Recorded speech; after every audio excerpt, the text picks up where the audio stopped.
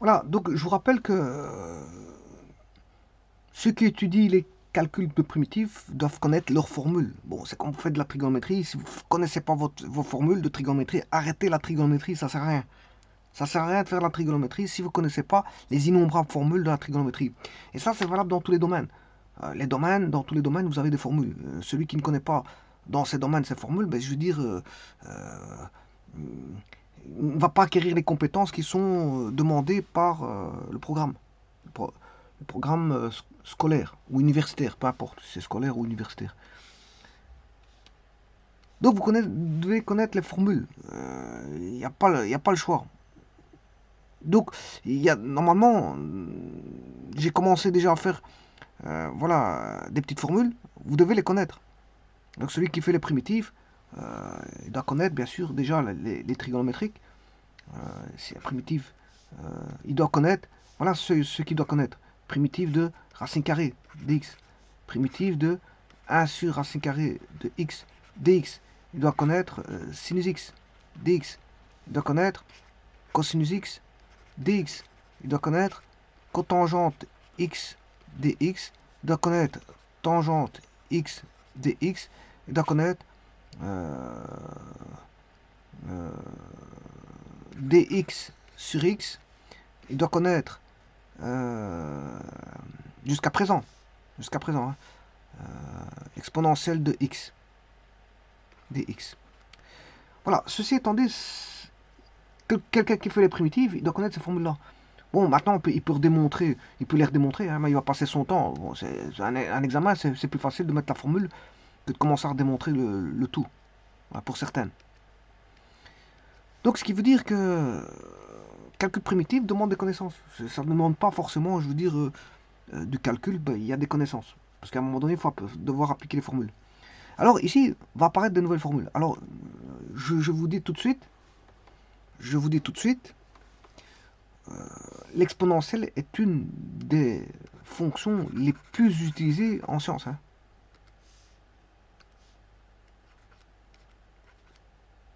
C'est une des fonctions les plus utilisées. Parce que pourquoi? Parce que les systèmes, que ce soit chimique, je pense à la cinétique chimique, par exemple, bah, cinétique chimique, bah, bon, il y a une réponse qui va se faire. Une réponse en fonction du temps, du processus chimique, de la réaction chimique. Et dans les automatismes électroniques, c'est pareil. Il y a une réponse qui va être fournie par rapport à, je veux dire, une entrée. Une entrée. Et je peux vous dire que l'exponentielle est d'une importance capitale pour ceux qui font des études, voilà, de système. C'est capital. Pourquoi? Parce que ben, les transformer de la place, il faut intervenir les exponentielles. Ne pas savoir voilà, primitiver une exponentielle, c'est ne pas savoir faire les transformer de la place. Voilà. Et donc, il est essentiel de connaître les exponentielles. Donc, vous ajouterez à votre panoplie de formules les exponentielles. Bon, mais ici, c'est des faciles. Hein, c'est des faciles. Donc, il n'y a pas. Généralement, les transformés de la place, généralement, on retrouve des exponentielles. Bien sûr, dans un espace complexe, évidemment, parce qu'on travaille avec du P, P c'est alpha plus bêta j. Donc, en plus, c'est des intégrales dans un espace complexe, alpha plus bêta j. Avec, bien sûr, des conditions pour qu'on ait voilà, une convergence, parce que c'est une limite. C'est une limite, hein, il faut calculer. C'est pas qu'une intégrale simple, c'est aussi une limite qu'il y a derrière. Donc il faut qu'il y ait une convergence de l'intégrale, c'est-à-dire que l'intégrale puisse être calculée, sinon on ne sait pas calculer l'intégrale. Donc voilà, ça c'est pour les transformer de la place. Mais elle fait intervenir les exponentielles, on les voit dans beaucoup de systèmes. Dans les systèmes, déjà, quand on a un système transitoire, le transitoire, enfin quand on a un système avec une réponse, ben, on a du transitoire. Généralement, le transitoire, c'est des exponentielles. Bon, voilà, c'est pour vous dire. Bon, donc ça veut dire que l'outil exponentiel est un outil, je veux dire, très, très, très important. Et donc, quand il est mis dans le programme scolaire ou universitaire, c'est parce qu'il y a des raisons, hein. Il y a des raisons qui font que c'est très important d'étudier cette fonction et de savoir primitiver voilà, la fonction de x exposant à Bon. Ici, elle est composée de deux fonctions. Différentiel de x. Je sais pas si j'ai oublié mon... J'ai mis dx, oui, je l'ai mis, parfait. Eh bien, là, on va faire la primitive d'une somme, c'est la somme des primitives.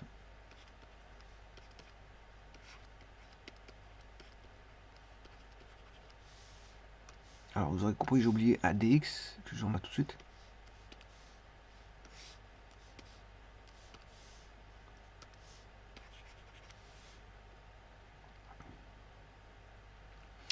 On va poser, pour le premier, u est égal à x sur a. Différentiel de u est égal à 1 sur a dx. Et a du est égal à dx. Ah, pour le premier. Pour le second, je posais v est égal à moins x sur a. Différentiel de v égale moins a sur a, moins 1 sur 1, moins 1 sur a dx. Donc, moins a dv égale dx. Donc, en d'autres termes, là, on aura EU du fois a, bien sûr, puisque dx vaut a du. Je l'ai mal noté, mais je vais les réécrire. Hein. C'est la du. Je l'ai mal écrit. Et l'autre, c'est moins a, primitive de EV dv. Alors, il n'y a pas plus simple qu'une calcul d'une exponentielle, parce que la primitive de l'exponentielle, c'est elle-même. Donc, il n'y a même pas besoin de l'étudier, parce que primitive e de x, c'est e de x. Voilà. Donc, ici, ça va donner quoi? A, E, U, moins A, V. Ouais, attention qu'ici, j'ai primitivé. À une constante près, plus K est égal à A, EU, moins EV. Bien sûr, plus K.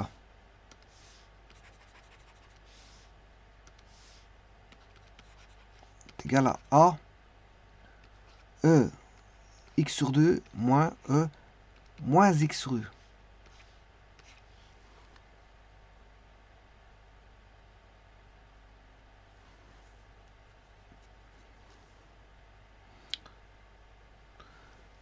Bien sûr, plus K. Alors, je peux faire une petite astuce.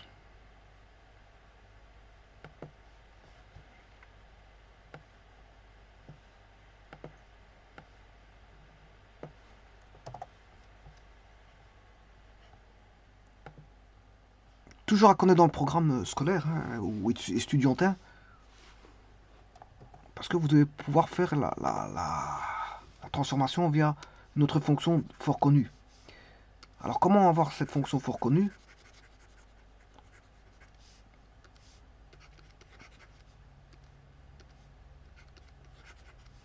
Je vais multiplier par 2 et je vais diviser par 2. De façon à voir, c'est la même chose. Hein. Voilà. Simplement, là apparaît une fonction.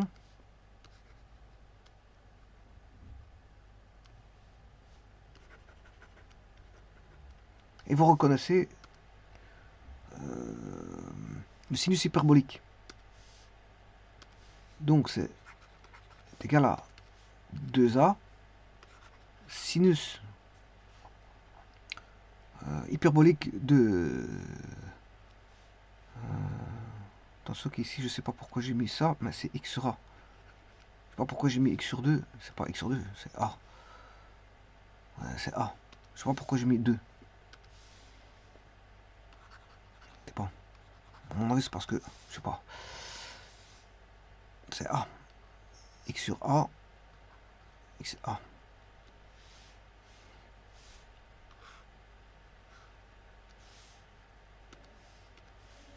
Donc c'est sinus hyperbolique de x sur a. Donc c'est 2a sinus hyperbolique de x sur a. Alors maintenant je sais pas comment GeoGebra va le donner. On va regarder. Hein. Oui, je prends un... Ah, je vais prendre 4. Ou alors je peux mettre un curseur.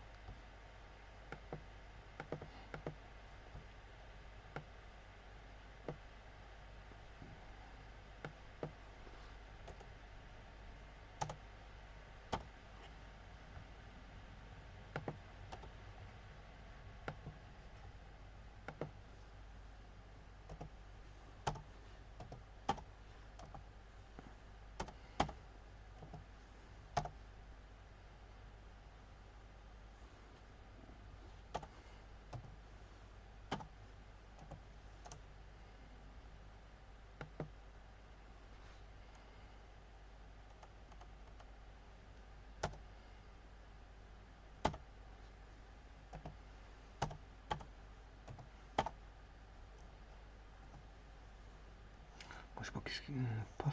Voilà, ça c'est bon. C'est bon. Alors si je vais chercher le 6, bien sûr ça c'est, si je fais x2, en fait c'est, si je divise ça par 2, la fonction f divisée par 2, je fais x2. Donc c'est 2 fois le cosinus hyperbolique. Donc ça c'est ce que vous avez, f c'est 2 fois le cosinus hyperbolique. Donc je vais aller chercher 2 fois le cosinus hyperbolique de x sur a, ben vous avez la même fonction. Donc voilà, c'est la même fonction.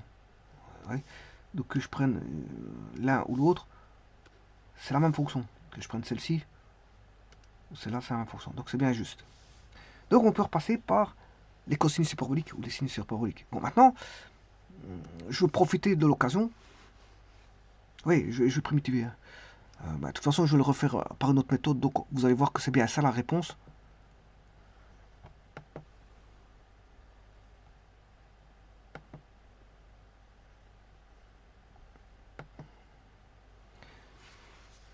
Alors, comment peut-on faire une seconde méthode? Ben, c'est de passer directement par les fonctions hyperboliques. Donc, je vais établir une deuxième méthode en disant que la primitive de e de x sur a plus e de moins x sur a, voilà, si je divise par 2 et je multiplie par 2, c'est tout simple, puisqu'on aura 2 fois la primitive, bien sûr, dx. C'est la primitive du cosinus hyperbolique de x sur a, par définition. Alors, bien sûr, il faut poser u est égal à x sur a. Différentiel de u est égal à 1 sur a dx. A du est égal à dx. Donc, c'est-à-dire que ici, vous allez avoir en lieu et place de dx à du, que, bien sûr, je mets à l'avant, avant le signe primitif. Parce que c'est une constante, il peut sortir du signe primitif. Donc, je vais mettre le a ici. Et on a cosinus hyperbolique de u, du. Et ça, vous savez très bien que la primitive de cosinus hyperbolique, il faut connaître. C'est le sinus hyperbolique de u. À une constante près. C'est-à-dire c'est 2a sinus hyperbolique de x sera plus constante. Eh bien, effectivement, si je fais la primitive de g,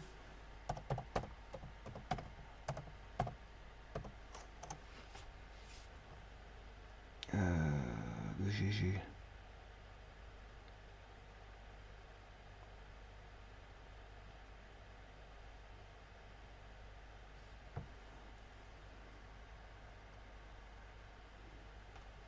oui, c'est parce que vous, oui, c'est bon, hein, parce que regardez comment GeoGebra l'écrit.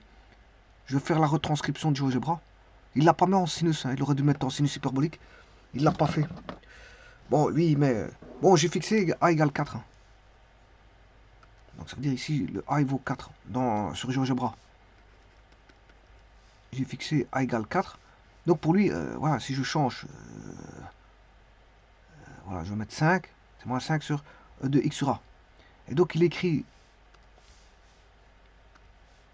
moins, je crois que c'était un moins, oui, moins 5. Donc c'est moins a sur, alors c'est tout petit, c'est mon e de x sur 5.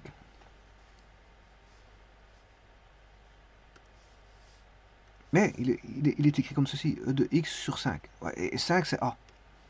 Voilà, ici j'ai remis a à 5. Hein. J'ai remis a à 5. C'est pour ça qu'il met,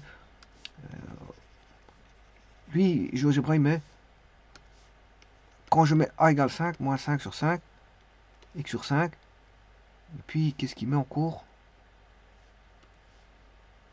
5 e de x sur 5.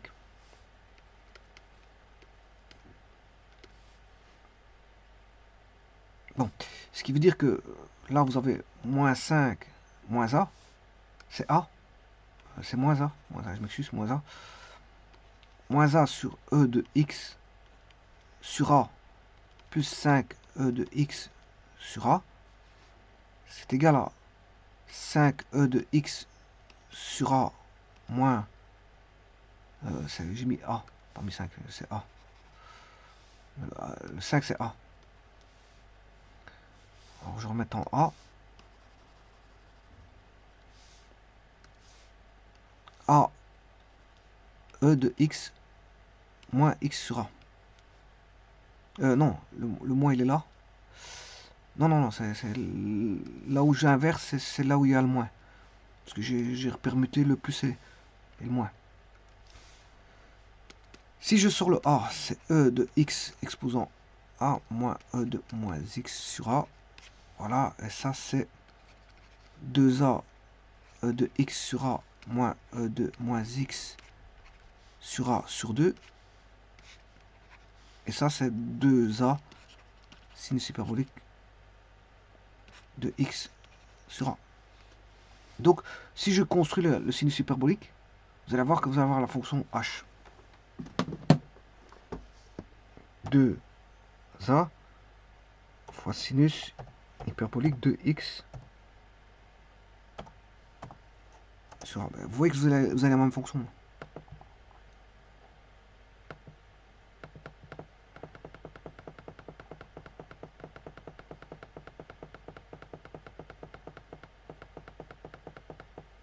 Elle est définie sur R. Tout comme celle-ci est définie sur R. La fonction de départ est définie dans R. Et donc là, vous avez... autant on était parti avec un cosinus hyperbolique, ben, sa primitive sera un sinus hyperbolique. Bien sûr, à x sur A près. À une constante près, on va dire une constante près.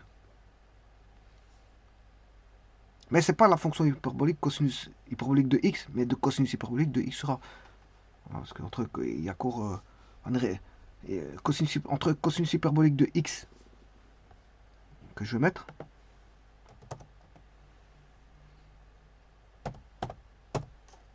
Voilà, c'est celle-là, là, cosinus hyperbolique. L'autre, les x ont été multipliés par A. Voilà, les x sont multipliés par A.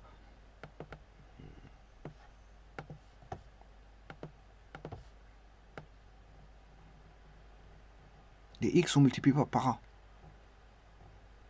Et là, si A égale 1, ici, bien sûr, les y ont été multipliés par 2 parce que c'est 2 cosinus hyperboliques de x sur A. On a 2 fois cosinus hyperbolique de x sur A et non pas...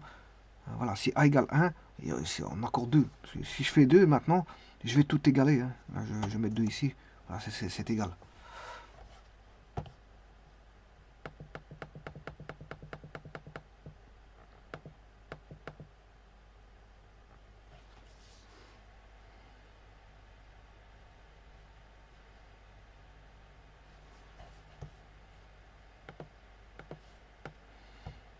Et on voit bien qu'à un moment donné, le sinus hyperbolique, bon, rejoint le cosinus hyperbolique. Hein. Le sinus hyperbolique, il rejoint le cosinus hyperbolique. Vous voyez.